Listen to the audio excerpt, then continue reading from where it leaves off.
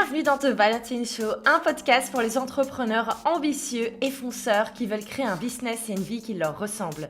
Mon nom est Valentine Elsmortel, ancienne geek introvertie en études d'art. Je suis aujourd'hui entrepreneur avec plusieurs business en ligne à 6 chiffres, business mentor et créatrice de contenu sur le web. Magique? Absolument pas. En fait, aujourd'hui, chaque personne peut accomplir des grandes choses si elle le souhaite. Il faut juste le bon mindset et la bonne stratégie. Et bonne nouvelle, vous êtes au bon endroit pour cela. Chaque semaine, je vous retrouve pour un épisode avec des échanges honnêtes, que ce soit avec des invités inspirants ou en solo pour vous partager mes meilleurs conseils. Chouette programme, non? Alors pour ne rater aucun épisode, n'oubliez pas de vous abonner sur votre plateforme favorite.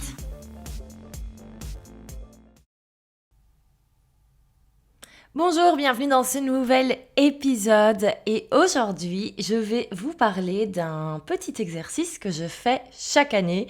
Alors ça fait pas 15 ans que je fais ça tous les ans, ça fait seulement 2 ans.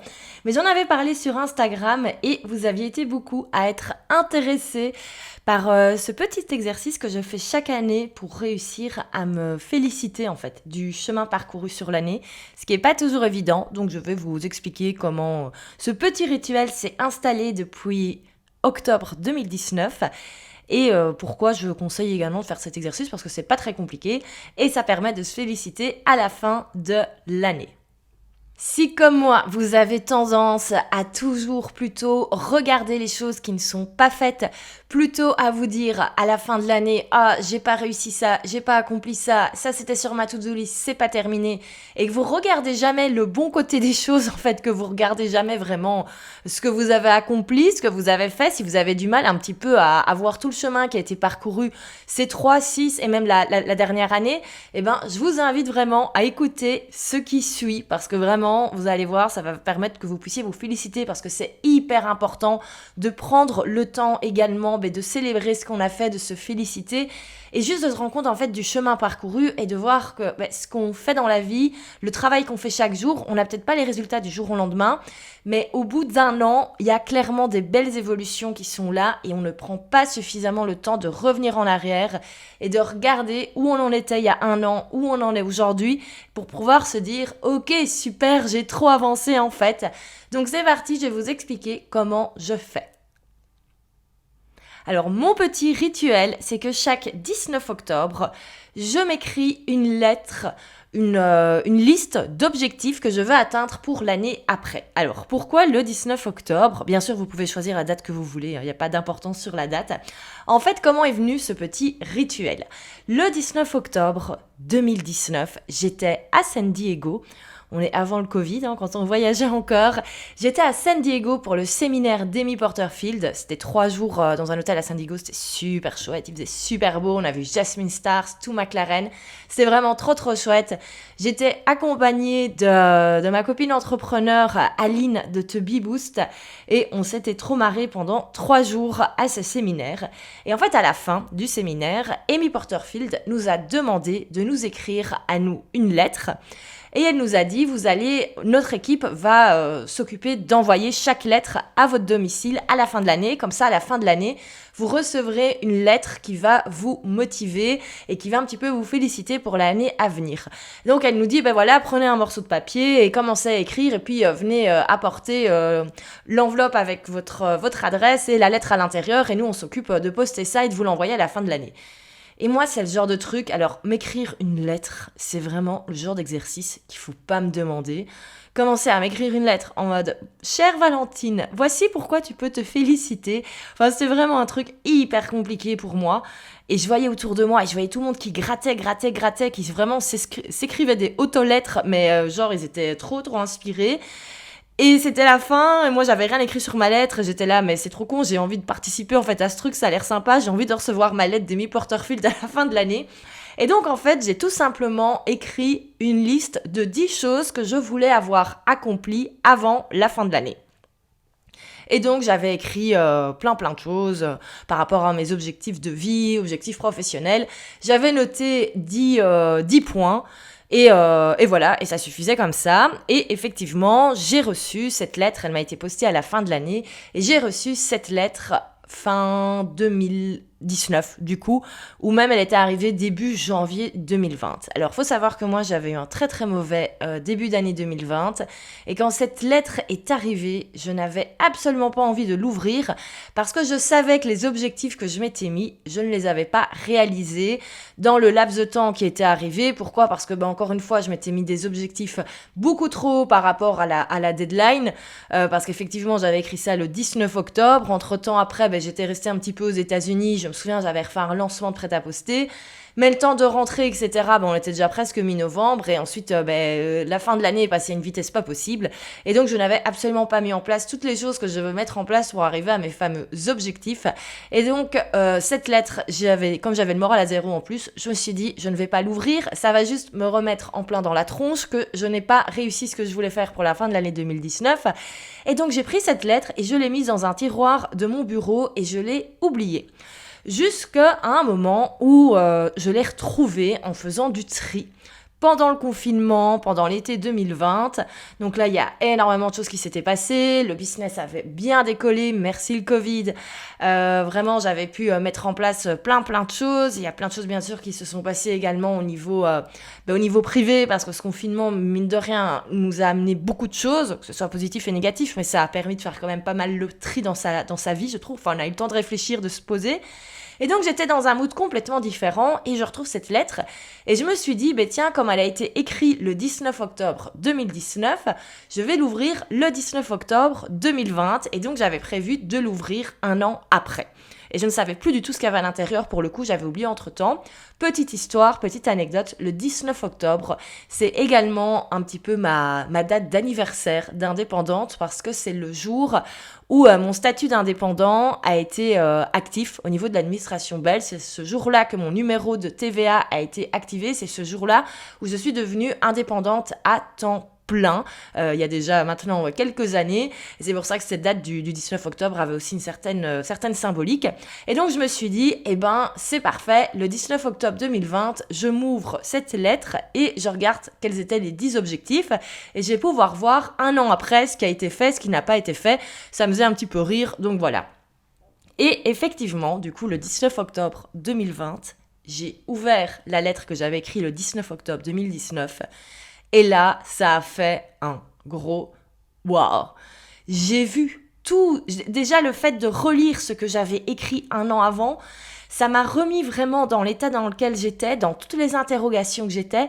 Et c'est là que je me suis rendu compte vraiment de tout le travail que j'avais fait en un an, de tout ce qui était arrivé. Et je me suis dit qu'il y avait vraiment un truc de dingue.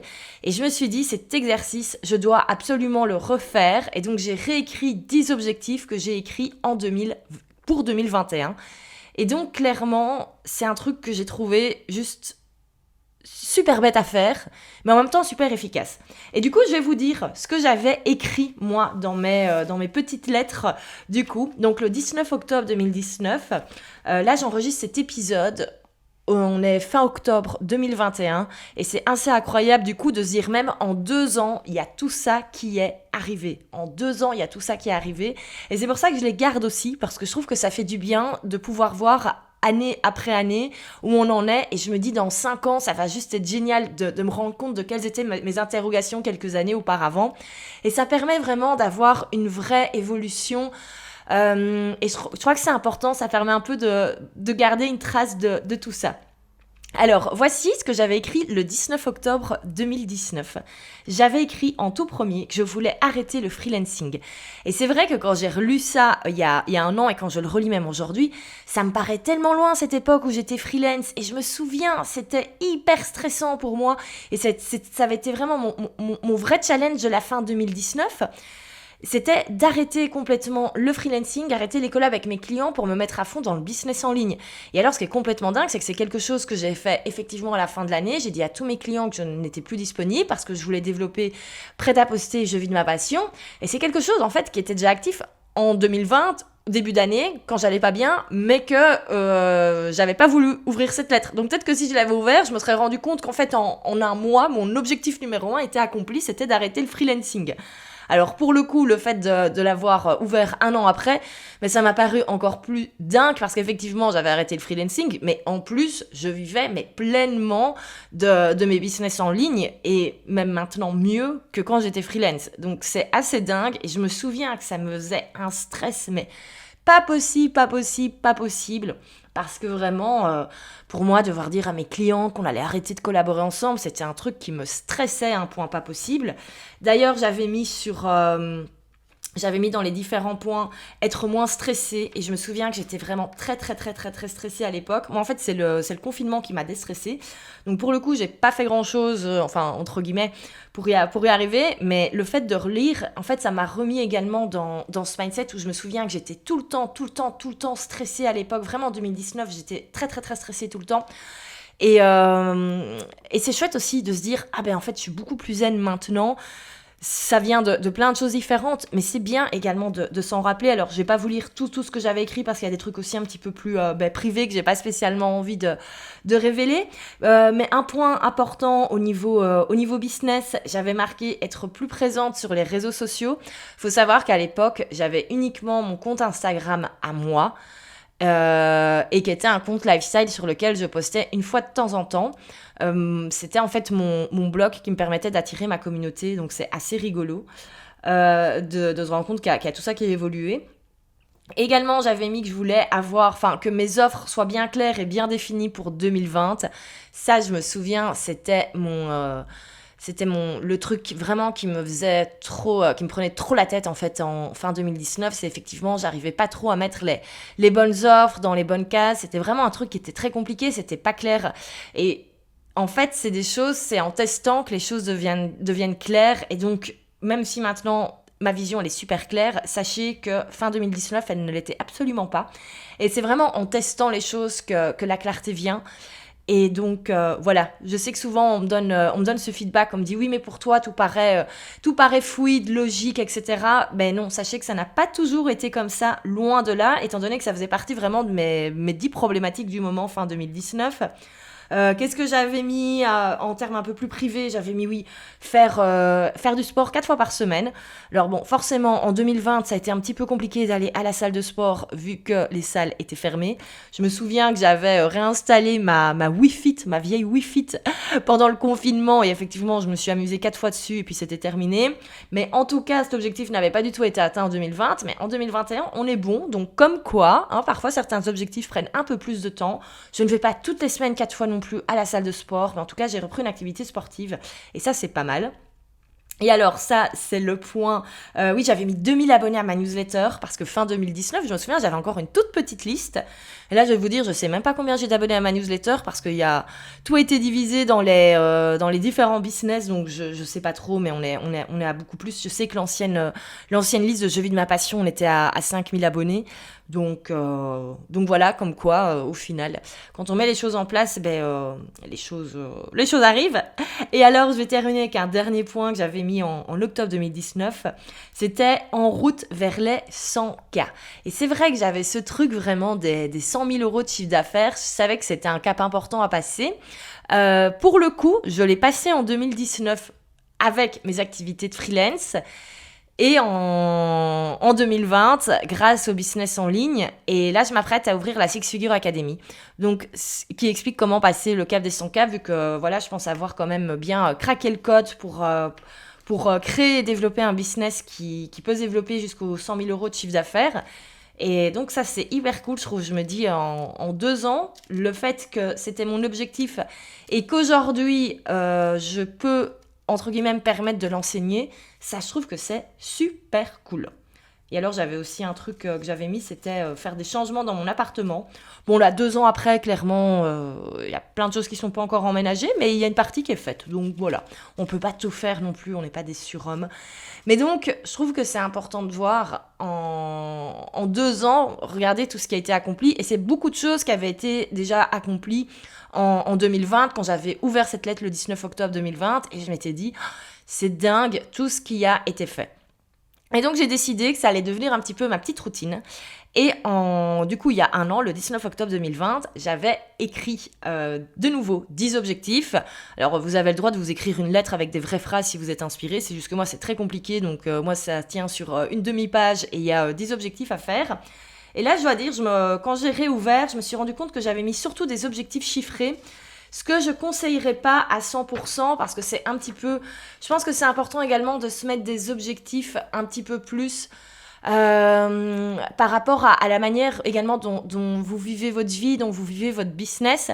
Et là, en fait, j'avais mis des choses vraiment que très chiffrées, genre je veux atteindre ce chiffre d'affaires-là, je veux autant de followers sur les réseaux sociaux. Mais en fait, il y a tellement de choses qui se sont passées que ces chiffres sont plus tellement relevants, alors que le fait d'avoir des choses un petit peu plus... Mais voilà, je disais en 2019, j'avais marqué le fait d'être moins stressé. Ben, c'est un truc qui peut se travailler, et quels que soient les changements dans le business, c'est un truc qu'on peut évaluer en fait après. Mais donc voici ce que j'avais écrit le 19 octobre 2020 pour le 19 octobre 2021. Il y a clairement quasi que des trucs au niveau boulot. Alors j'avais mis un objectif au niveau du nombre de followers sur mes différents comptes Instagram qui n'a absolument pas été atteint. Pourquoi? Moi, en 2021, du coup, j'ai fait un gros reset au niveau business. Et donc, en fait, il y a plein de choses qui, je le disais, sont pas du tout effectives. D'ailleurs, en fait, quand je l'ai lu, ça m'a un peu déprimée. Enfin, pas déprimée, je savais que c'était normal. Mais voilà, j'avais mis des objectifs en termes de chiffre d'affaires, en termes de membres pour prêt-à-poster. Mais vu que tout a été recommencé à zéro, qu'il y a plein de choses qui ont été repensées, c'est un petit peu dommage parce que je me dis, voilà, j'ai pas atteint ces chiffres-là. Mais il y a quand même il y a un gros avancement qui a été fait. Mais vu que j'ai mis des objectifs super chiffrés, c'est un petit peu compliqué de vraiment faire le cap. Par contre, ce qui est cool, c'est que j'avais mis ne plus travailler le week-end parce que c'est vrai que je bossais absolument tous les week-ends. Et là-dessus, il faut un peu que je me réorganise. Mais globalement, c'est vrai que je peux vraiment prendre en tout cas, pas toujours des gros week-ends off. Je suis toujours tentée d'aller regarder sur Instagram et tout. Mais globalement, ça va déjà mieux. J'avais mis sport 2 fois par semaine. Ça, pour le coup, c'est accompli. J'avais mis également avoir créé ma société, avoir créé ma SPRL. Et ça, clairement, ça a été fait. Et ça, je me souviens que c'était... du coup, c'est pour ça que je crois que c'est important de se mettre plutôt... Voilà, pas des objectifs chiffrés. Enfin, c'est bien également de peut-être se mettre un objectif en termes de followers ou en termes de chiffre d'affaires. Mais pas que ça, parce que la vie évolue tellement en un an que c'est un petit peu compliqué du coup, un an après à ce niveau-là. Mais par contre, effectivement, voilà, j'étais indépendante en personne physique. Là, donc, ce qui correspond au statut, pas micro-entrepreneur en France, mais le truc au-dessus, avant qu'on crée sa société, vraiment. Et du coup, c'est un truc, ça, qui a été fait le 10 mars 2021, effectivement. J'avais créé ma société, je suis passée chez le notaire, j'ai signé. Et donc, voilà, et je me souviens que c'était un truc qui me stressait à un point pas possible. Et c'est vrai que du coup, quand j'ai réouvert ça en octobre 2021, d'ailleurs, j'avais du mal à me relire. Et je voyais qu'il était marqué SP, mais j'avais du mal à lire le reste. Et c'est après que j'ai fait, mais oui, la SPRL, bien sûr. J'avais oublié à quel point ce truc me stressait. Et donc c'est ça que je disais, c'est vraiment aussi chouette de se rendre compte qu'au bout d'un an, quelque chose qui nous paraissait méga compliqué, comme voilà, en 2019, c'était le fait d'arrêter le freelancing. En 2020, c'était le fait de ne plus d'avoir une vraie société, entre guillemets. Et tout ça, c'est des choses qui me stressaient à chaque fois et au final qui sont passées et qui maintenant me paraissent un truc mais méga, pour pas dire méga évident, mais en mode ok, c'est passé, c'est fait. Et donc c'est pour ça que je crois que c'est important aussi de mettre plutôt des objectifs comme cela pour se rendre compte du vrai chemin parcouru et pas que des trucs chiffrés. Moi voilà, en 2020, j'avais vraiment écrit que des trucs super chiffrés et tout n'a pas été atteint. Mais c'est pas grave, on est en bonne route. Et donc du coup, effectivement, je me suis déjà écrite ma petite lettre pour le 19 octobre 2022. J'ai fait un mix, j'ai mis des objectifs chiffrés en termes de chiffre d'affaires, mais j'ai surtout mis des objectifs plus par rapport au lifestyle et même dans la manière de gérer le business. J'ai mis plutôt des choses, voilà, des ressentis, comment je voulais me sentir en fait le 19 octobre 2022. Donc voilà, j'ai mis quelques trucs très pratico-pratiques, chiffrés, pour avoir quand même des points très simples d'analyse, mais également des trucs plus au niveau du ressenti et la manière de vivre ma vie, entre guillemets. Et donc voilà. Et donc, j'ouvrirai ça. J'ai déjà oublié, en fait, les 3/4 que j'avais indiqués, mais c'est pas grave. Et donc, le 19 octobre 2022, je pourrais ouvrir cette petite lettre et voir sur les 10 objectifs, qu'est-ce qui a été atteint, qu'est-ce qui n'a pas été atteint. Et surtout, je sais que je vais pouvoir me féliciter de ce qui a été fait. Et donc, moi, je vous invite vraiment à faire ça, parce que vraiment, ça prend pas longtemps. Ça prend 15 minutes d'écrire vos 10 objectifs. Bon, ça peut prendre un peu plus de temps, peut-être, de réfléchir. Ça permet de se poser, de savoir vers quoi on veut aller. Et je trouve ça super chouette vraiment d'ouvrir et de se rendre compte un an après, de se remettre dans la situation dans laquelle on était un an avant et de se dire tout ce chemin a été parcouru, et ça permet vraiment de se rendre compte de ce qui a été fait, et je trouve ça plutôt sympa. Et même si moi là il y a eu des gros changements et que j'ai pas atteint, mais en fait je suis hyper satisfaite de me dire c'est pas grave, c'est pour un mieux et c'est pour atteindre d'autres objectifs encore par après. Donc dans les deux cas c'est positif. Donc voilà, donc si vous souhaitez, c'est la fin, là on arrive à la fin de l'année, ça va être déjà le moment des bilans, des objectifs pour 2022. Donc n'hésitez pas à faire ce petit exercice, il faut juste une feuille, une enveloppe que vous fermez, que vous oubliez dans un coin, et vous n'oublierez pas un an après d'aller la relire et de voir. Et je suis certaine que vous allez être super satisfait et que vous allez vous dire mais c'est dingue tout ce qui a été accompli en un an, et vous pourrez vraiment vous féliciter. Donc voilà pour ce petit épisode un petit peu différent de d'habitude. C'est vrai que j'avais pas pensé en faire un podcast en entier, mais vu que j'avais eu pas mal de questions sur Instagram et que vous avez été beaucoup à réagir en me disant c'est super chouette comme exercice, j'ai envie de le faire, je me suis dit je vais peut-être un petit peu expliquer comment je fais, d'où ça vient, et surtout également lire ce que j'avais indiqué, comme ça vous voyez également l'évolution. Et pour les personnes qui me suivent depuis quelques mois, comme ça vous pouvez voir également tout le chemin qu'il y a eu avant. Les choses ne se font pas en une nuit ou en un mois, il y a vraiment tout un parcours, et il y a des interrogations également que chaque personne se pose, et c'est pas parce qu'aujourd'hui les choses paraissent très claires de mon côté qu'elles l'étaient il y a 2 ans, loin de là, et même il y a 1 an, et c'est des choses qui évoluent au fur et à mesure, et je crois que c'est important de faire le point et de s'en rendre compte, et surtout encore une fois c'est féliciter du chemin parcouru. Donc voilà pour le petit exercice, si vous le faites n'hésitez pas à me le dire, et on se retrouve nous la semaine prochaine pour un nouvel épisode.